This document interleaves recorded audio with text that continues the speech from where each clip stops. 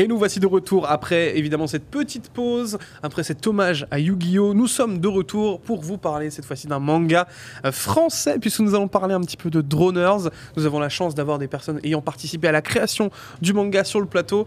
On se retrouve en compagnie de Nicolas et de Thibaut. Bonjour, ça va les gars? Bonjour. Bonjour.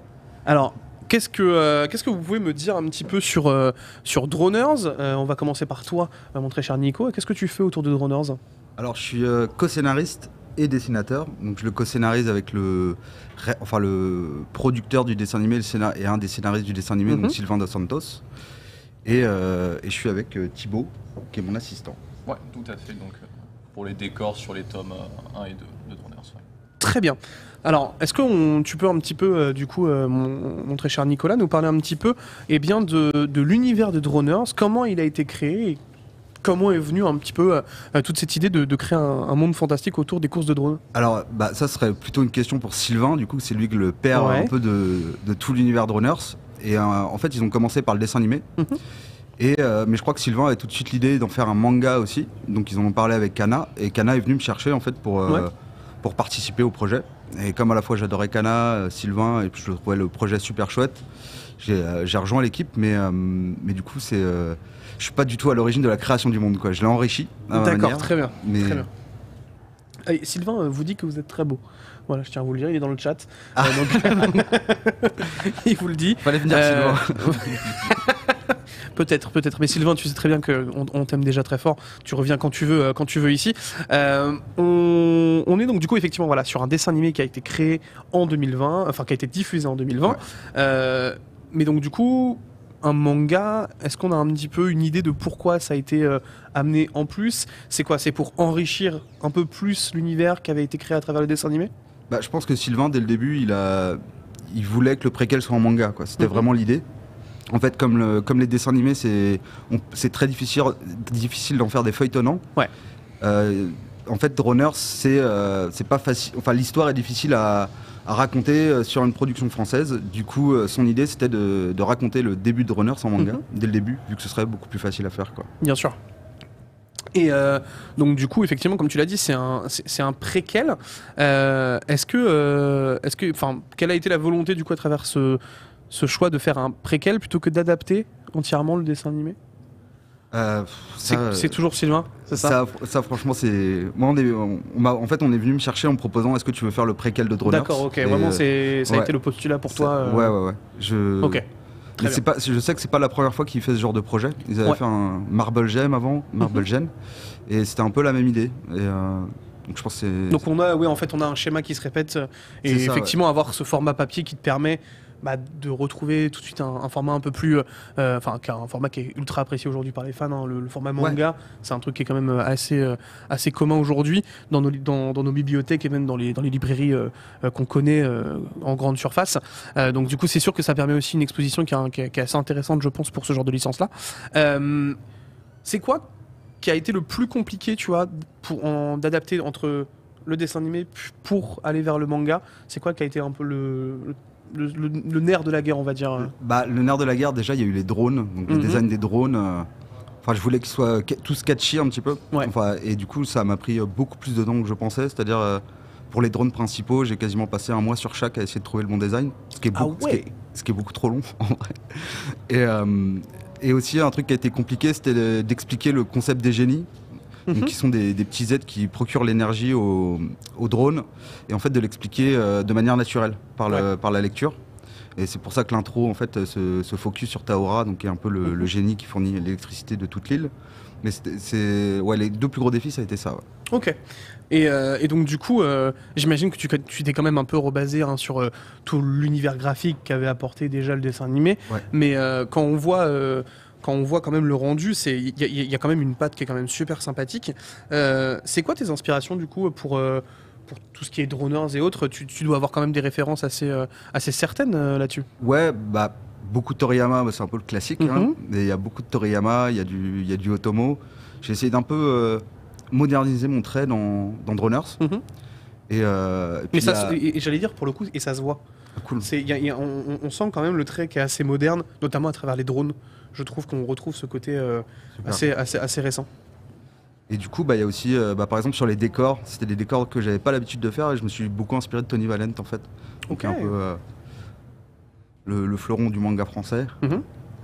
Oui, en vrai, oui, je suis assez d'accord effectivement là-dessus.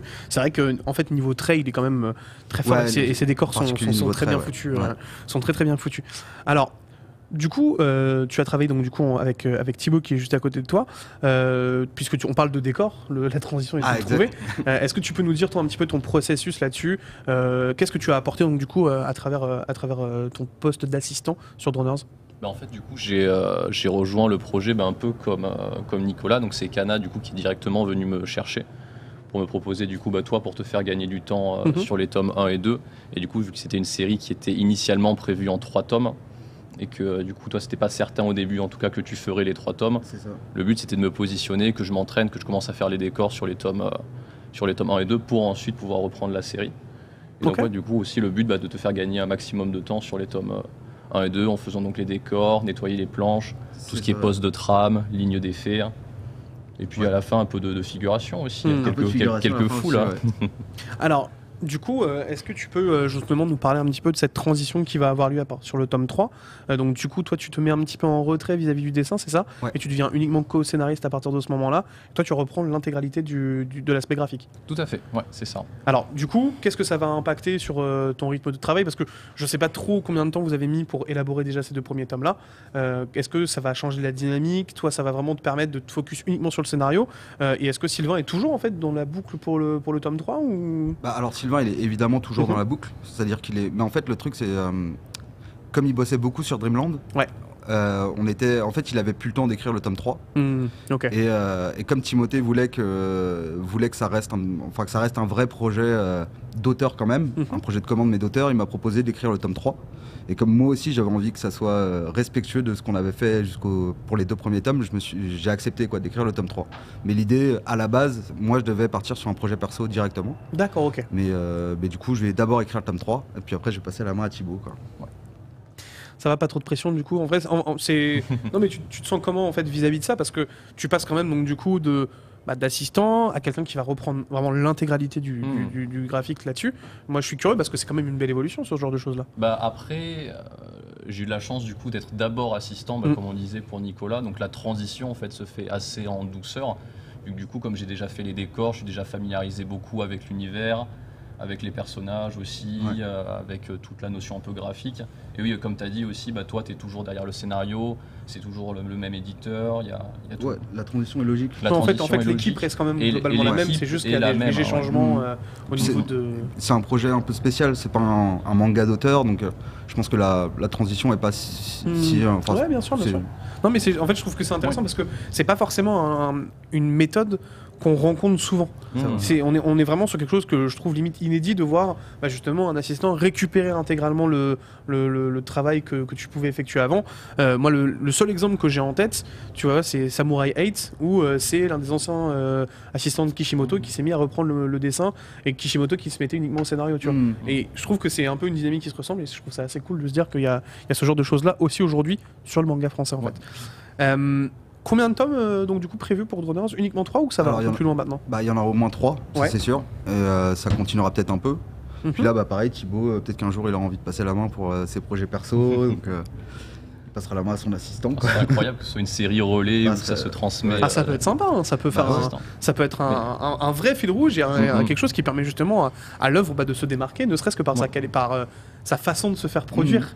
Tu vois, c'est aussi un truc qui est important, c'est je trouve que aujourd'hui, tu vois, la tonne de mangas, il y a une tonne de mangas qui sort chaque année, on est sur un nombre incalculable de volumes, et ça peut être toujours intéressant d'avoir un manga avec une façon de production un petit peu différente, et justement c'est quelque chose que tu peux mettre un petit peu en avant pour montrer que, en fait, regardez, parce que ce genre de série là, même nous en France, on est aussi capable de trouver des nouvelles méthodes de fonctionnement, de faire en sorte que ce soit quelque chose de dynamique et qui change. Moi je trouve que c'est vraiment assez sympa. Petite question, est-ce que tu as déjà travaillé par exemple sur des personnages au niveau du tome 2, ou tu étais encore sur les décors à ce moment-là? Tome 2, à part des foules, donc des décors, donc des foules qui sont en arrière-plan, j'ai pas fait de mémoire, pas fait de personnage sur le tome 2, non. Très bien. Alors du coup, on revient un tout petit peu en arrière avec donc du coup l'opposition entre l'anime et le manga. Vu que le média est différent, est-ce que la cible reste vraiment la même pour vous, ou au contraire c'est le but vraiment avec ce préquel d'aller chercher des gens et de continuer à recruter en fait du lecteur autour de Droners? Alors on a essayé d'avoir une cible un peu plus haute, parce que le dessin animé c'est du 6-10 ans en gros. Okay. Et là on était un peu à partir de 10 ans dans l'idée. On s'est peut-être un peu planté là-dessus, c'est-à-dire que le manga s'adresse ni aux adolescents ni aux enfants en fait, et du coup ils trouvent pas trop sa cible pour le moment. D'accord. Donc en fait ce qu'on espère un petit peu c'est que les jeunes qui vont découvrir le dessin animé, là il y a la saison 2 qui est en production, vont grandir un peu et puis vont se mettre au manga quoi. Et puis on va arriver, on va faire attends, il y a un manga de ce truc là, mais c'est énorme. C'est ça. Je vois très bien le genre. On a donc du coup voilà ces deux médias là. Est-ce qu'il y a peut-être une autre média qui va arriver pour Droners ou... Il y en a déjà d'autres. Il y a une BD chez Dupuis, je crois. D'accord, ok. Je savais même pas qu'il y avait une BD, incroyable. Il y a des livres pour enfants, je crois, chez Glénat. Enfin, il y a déjà pas mal de choses. Ouais, donc c'est vraiment étendu. Il y a un vrai univers transmédia, quoi. Si je dis pas de bêtises, je crois que Sylvain a aussi un projet d'un autre manga sur les origines de Whale, qui est un peu le grand monsieur de l'univers de ce manga. C'est un peu le Elon Musk du manga. Donc un spin-off autour de l'univers de Droners, quoi. C'est ça, ouais. Ok. Donc oui, effectivement, ça a l'air d'être quand même un univers qui vit bien. On a quand même pas mal de choses autour de tout ça. Production donc du coup française, quand même assez incroyable de se dire que on se retrouve avec un univers aussi étendu, autant de strates différentes. Toi, en vrai, qu'est-ce qui t'a motivé en vrai à travailler sur Droners? C'est le projet t'a intéressé vraiment la première fois que tu l'as vu? Ouais, enfin à la base, je voulais vraiment pas faire de projet de commande.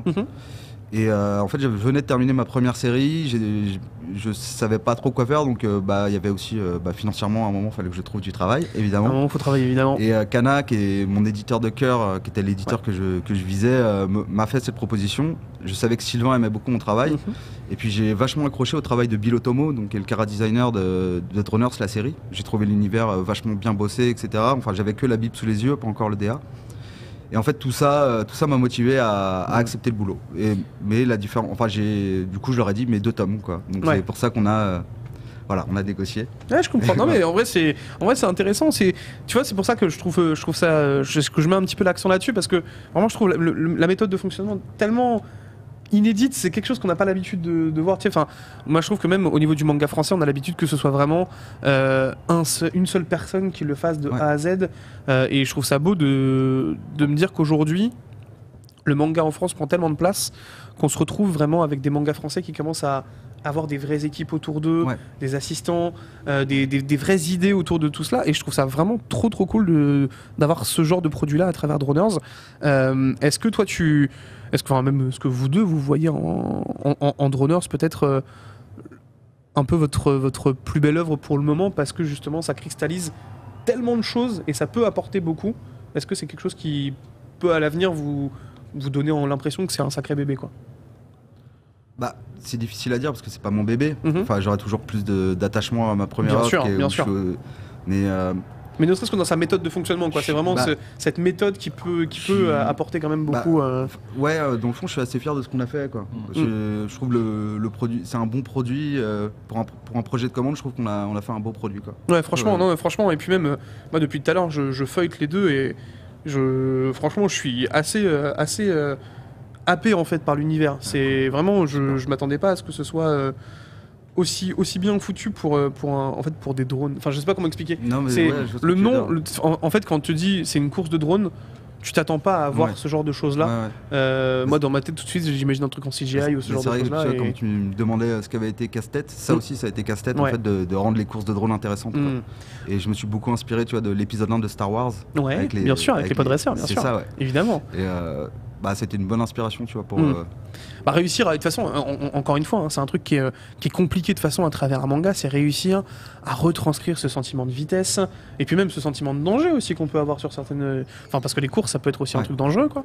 Et je trouve que, en tout cas, de ce que j'ai pu voir là dans les deux premiers tomes, t'as quand même vraiment un moment des grosses sensaces. Ah, trop cool. Là, c'est par exemple, enfin, moi, tu vois, on a cette page-là que je trouve assez folle. On va la montrer un petit peu. Celle-là, je l'ai refaite au dernier moment. Ouais. Enfin, la première version était pas bonne du tout et je me suis dit il faut que ça ait plus de patates, donc ça me fait plaisir que. Bah écoute, là, je te jure qu'elle elle envoie du pâté, hein, clairement. Maintenant qu'on a un petit peu donc du coup parlé voilà de toute la création de tout ce truc là, est-ce que vous pouvez un petit peu nous parler du scénario autour de Droners, parce que on sait que c'est le préquel, mais il se rattache à quoi et à quoi il va se raccrocher à la fin? Alors, ouais, c'est vraiment une sorte de porte d'entrée hein, pour le dessin animé. Et en fait, dans le dessin animé, il y a un trio, les Tiki. Donc c'est les plus le petit génie justement, en fait, qui participent à une grande course de drones. Et là, en fait, c'est la rencontre sur leur île natale et c'est la formation des Tiki, quoi. Donc c'est un peu en fait un shonen sportif, quoi. Et pour le tome 3, sur lequel Thibaut va travailler, c'est la rencontre d'Oro, donc le petit génie, qui est un des personnages très importants du dessin animé, mais qui n'est pas encore présent dans les 2 premiers tomes, quoi. Ok, d'accord. Voilà. Donc c'est vraiment l'introduction au fur et à mesure de tous les personnages. Toi, tu as déjà des idées un petit peu d'inspiration que tu vas utiliser pour le tome 3? Est-ce que tu as déjà une visualisation un petit peu de ce qui va arriver sur celui-ci? Au niveau du scénario? Non, même au niveau en fait d'approche visuelle, ou est-ce que tu vas vraiment rester un petit peu cantonné à ce qu'a fait Nicolas sur ce point-là? Est-ce que tu as peut-être aussi envie de montrer que voilà, tu as ton imaginaire à toi, ta façon de travailler tout ça? Oui, bien sûr. Vas-y, hein, mais il a fait plein de recherches justement. Enfin, oui, j'ai commencé à faire des recherches de chara-design, d'apporter en fait le but, c'est même si ça reprend la suite donc, de Nicolas David, donc il va y avoir une patte graphique, vu que j'ai fait les décors ou quoi, il y aura une patte graphique qui sera assez similaire. Bien sûr. Mais après, ce qui est intéressant aussi avec cette série, c'est que du coup, ces 2 tomes forment un arc en fait en lui-même, et donc du coup, ce 3e tome formera aussi un arc, donc du coup, ça apporte un nouveau chapitre. Donc c'est pour ça qu'il y aura des modifications aussi, forcément avec mon style de dessin qui est pas le même. Et le but, c'est que j'apporte aussi moi ma patte, mes idées aussi. C'est pour ça que je te pose la question justement, parce que je trouve ça, c'est quand même un truc assez intéressant, et de se dire qu'en fait, du coup, peut-être que la méthode, c'est vraiment tu fais un arc, puis après tu le passes à un dessinateur, ce genre de choses-là. Et c'est pour ça que tu parlais donc du coup de 3 tomes à la base, mais ça se trouve ça va être beaucoup plus long en fait. Ça serait super. Ouais, c'est vraiment quelque chose qui pourrait être intéressant. Alors je sais pas si Sylvain va nous dire non ça en fera 40. Non, c'est pas vrai, mais moi j'avoue que c'est un truc que je trouve vraiment intéressant. En tout cas visuellement pour l'instant, moi c'est quelque chose qui m'attire. J'avoue que j'ai pas plus de connaissances sur Droners, parce que c'est quelque chose que moi je n'ai pas forcément réussi à suivre, et puis même au niveau du dessin animé, tu te doutes bien, la cible est un petit peu trop trop basse pour moi, donc du coup c'était un petit peu compliqué de rentrer dedans, mais en tout cas tout ce que je vois là autour de la façon de faire et ce que ça apporte, j'aime beaucoup l'idée. Toi, est-ce que tu as à travers donc du coup le scénario, tu vas quand même garder une certaine attache à tout ça, est-ce que à un moment on te retrouvera peut-être quand même un peu à refaire du dessin dessus, ou c'est vraiment exclu de se dire voilà, maintenant on tourne la page et on laisse tout à Thibaut? Je pense qu'au moins je ferai une illustration dans le tome pour valider un peu le travail de Thibaut, enfin s'il est bon. Au moins. mais comme je lui ai dit, en fait il a tellement assuré en tant qu'assistant que je lui ai dit que si à un moment il était un peu dans la sauce, je ferai des décors avec plaisir, quoi. C'est marrant de pouvoir inverser les rôles, c'est quand même un régal. Alors justement, on a donc du coup Thibaut qui commence un shikishi, puisqu'on parle de patte graphique, c'est justement un peu le moment de voir effectivement ce que ça peut donner sur ce genre de choses là. On est sur combien de temps à peu près du coup pour chaque tome? En gros ça nous a pris 3 ans pour sortir les 2 tomes. Ouais. Puisque en fait ça a été décidé à une réunion à Japan Expo il y a 3 ans. Et en gros il y a eu 1 an de travail préparatoire, et après quand même, hein. ouais, même peut-être un peu plus, et après on va peut-être dire 8-10 mois pour chaque tome, quoi. Est-ce que le Covid a potentiellement un peu impacté aussi la production, ou au contraire ça a même été peut-être un peu une chance de se dire que à un moment il y a eu le Covid qui a un peu freiné entre guillemets, et donc du coup tu prends un peu plus le temps de faire ton travail préparatoire, d'aller chercher des inspirations, des sources? Est-ce que ça a peut-être été un truc qui a... En fait pour beaucoup de mangaka, après en tout cas à qui j'ai parlé de ça, le Covid, bizarrement, alors que ça nous a pas vraiment changé la vie à nous mangaka, puisqu'on passe notre vie à bosser chez nous, mais bizarrement ça nous a quand même bien plombé le moral quand même c'est de jamais, en fait, de pas avoir cette petite porte de sortie de temps en temps. Ça a pesé, sûrement moins que sur d'autres gens qui avaient l'habitude de sortir beaucoup, etc. Mais non, je pense comme beaucoup, ça a été assez dur de bosser pendant cette période-là. De toute façon, on est tous, on a tous été plus ou moins à l'arrêt. Mais tu vois, par exemple, c'est juste que sur une autre interview dans la journée, on me disait effectivement, moi, ça m'a permis de plus me poser, de mieux préparer. Et du coup, je trouve ça intéressant de voir un petit peu aussi comment aujourd'hui on se positionne sur ce genre de choses-là, parce que tu vois, par exemple, on a un aspect, on a un aspect quand même assez particulier avec le manga où tu vas avoir de la prépublication au Japon. C'est un rythme de travail qui est quand même complètement effréné et totalement différent d'une autre. Toi, tu verrais Droners en prépublication? Tu vois, par exemple, on a beaucoup de séries chez Kana, genre Onera, Concrete, tout ce genre de choses-là, qui se retrouvent en prépublication avec un chapitre par semaine, toutes les 2 semaines ou tous les mois, tu vois. Est-ce que c'est quelque chose qui pourrait être intéressant à l'avenir ou... Je pense. Après, Droners, je me dis presque qu'il faudrait presque en faire un webtoon, finalement, pour atteindre une cible plus jeune, qui n'a pas forcément les mêmes moyens que le lectorat de Onera ou Sweet Concrete. Du coup, mais après la prépublication, j'y crois beaucoup. Après, faut trouver le moyen, faut trouver les financements, c'est plein de choses. Par exemple, faudrait que quelqu'un transforme Droners en webtoon, donc c'est un vrai boulot, etc. Donc, mais effectivement, en vrai, ça peut être une approche assez intéressante, le webtoon. Aujourd'hui, on sait que c'est quelque chose qui a pris une place absolument énorme, et ça peut être un rayonnement intéressant. Et c'est pour ça que je parle justement, tu vois, de ce que fait Kana avec Manga.io. Il y a vraiment cette envie, je trouve, de montrer que on est capable en fait de faire un peu comme le Japon, de proposer quelque chose. Et je sais que par exemple que Onera a recruté quand même pas mal de lecteurs à travers ce genre de choses-là.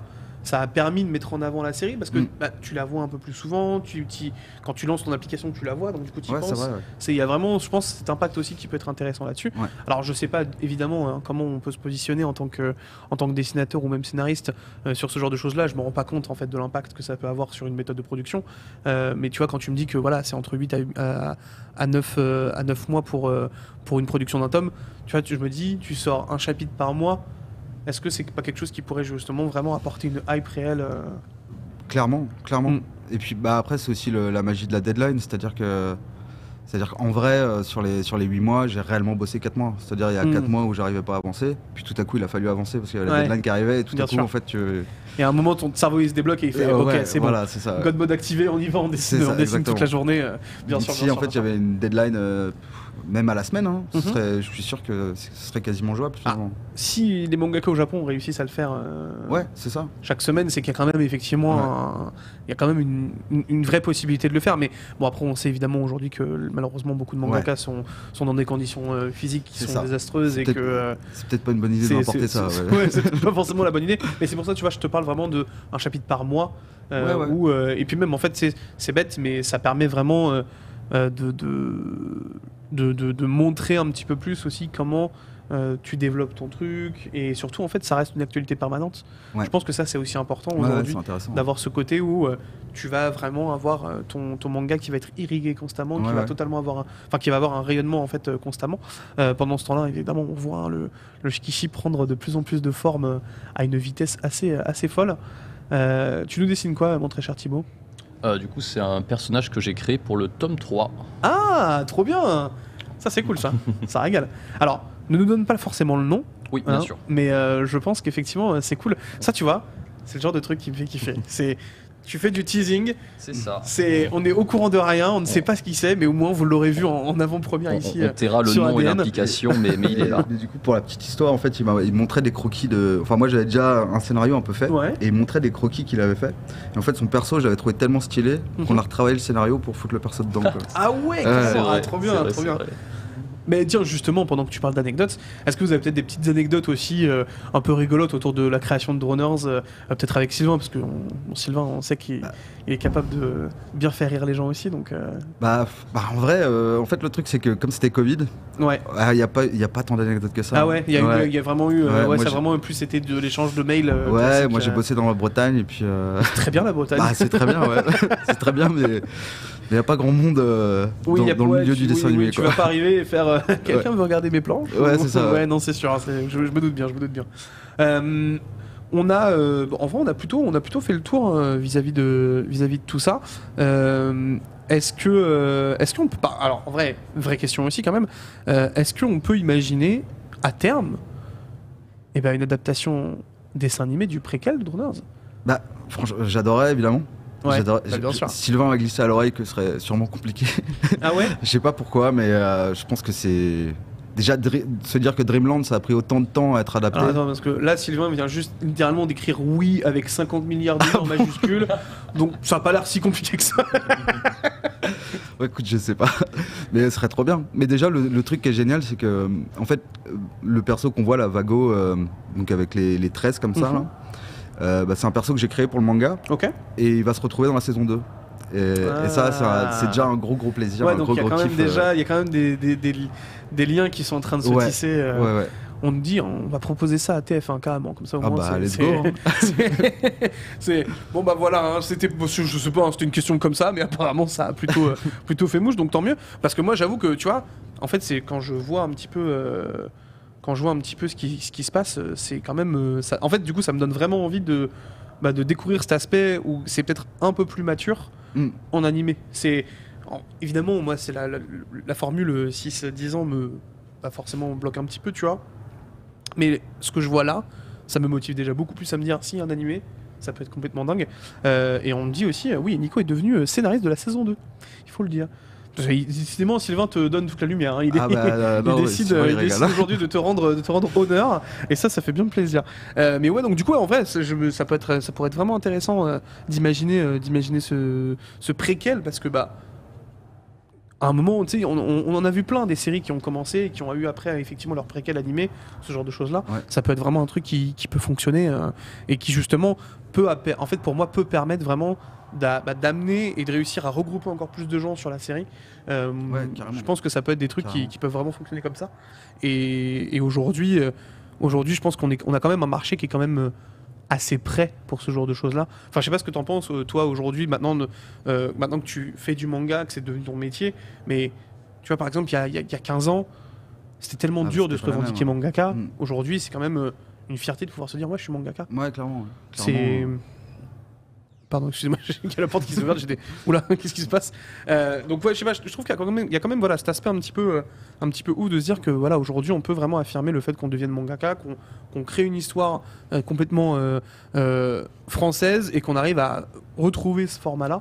Je pense que c'est quelque chose qui est quand même assez dingue aujourd'hui et ça fait bien plaisir de voir de plus en plus de projets. Et j'ai l'impression que, tu vois par exemple avec Kana, justement, il y en a de plus en plus. Ouais. C'est Onera, Suite Concrete, tout ce genre de choses-là. J'ai l'impression qu'il y en a vraiment, vraiment beaucoup. Ouais, et puis il y a encore des jeunes. Enfin, il y a Yohan, Tipiu, etc., qui sont des gens que dans le milieu tout le monde connaît parce qu'ils sont super forts. Et là, ils ont signé chez Kana. Donc, Kana signe des très bons et ça fait plaisir de voir ces mecs-là, enfin ces gens-là avoir leur chance, quoi. Ouais, enfin avoir leur chance et se dire, voilà, c'est bon, on vous signe, on teste et on voit ce que ça donne. Après, évidemment, le chemin a été ouvert quand même par Renaud et Tony Valland qui aujourd'hui ont porté vraiment la création française à leur paroxysme. Et c'est sûr que quand tu vois l'engouement qu'il y a eu autour de Dreamland ou ce genre de choses-là, c'est là qu'on se dit, ça y est, en fait, on a passé peut-être un cap où on est vraiment capable de créer du manga français sans justement se prendre ces critiques de oui, le manga français, c'est nul, le machin. Ouais. C'est un truc moi qui commençait à vraiment me saouler et je trouve qu'aujourd'hui on a vraiment une position où, étant quand même deuxième en fait pays consommateur de manga, c'est quand même un truc ultra important de se dire que ça y est, on est capable de faire des choses qui rivalisent avec le Japon, quoi. Je trouve. Les éditeurs Kana commencent, en fait, on me demande comment on voit Kana en fait l'émergence des mangakas français. Comment toi t'as ressenti ce truc-là quand on t'a dit viens bosser chez nous et on... c'est un peu compliqué parce que j'ai l'impression d'être arrivé juste avant que Kana se lance vraiment là-dedans. Quoi. Parce que Kana était déjà depuis un moment dans ces sortes de projets un peu hybrides. Ils avaient quelques auteurs fétiches à eux, en particulier Elsa Brands. Mais j'ai vraiment l'impression d'être que en fait c'est un petit spoil, mais normalement ma prochaine série sera avec Kana, mon projet perso. Et là je pense que là ce sera du vrai manga français, de la vraie créa, etc. C'est ça. Et ta création pure, quoi. Mais je pense que là on est encore sur un projet hybride. Mais par contre Kana là ils ont très très envie de développer le manga français, quoi. Ils misent vraiment dessus, quoi.